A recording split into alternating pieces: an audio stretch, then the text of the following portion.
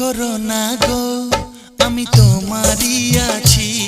এ জীবন মরণে আমি তোমায় ভালোবাসি।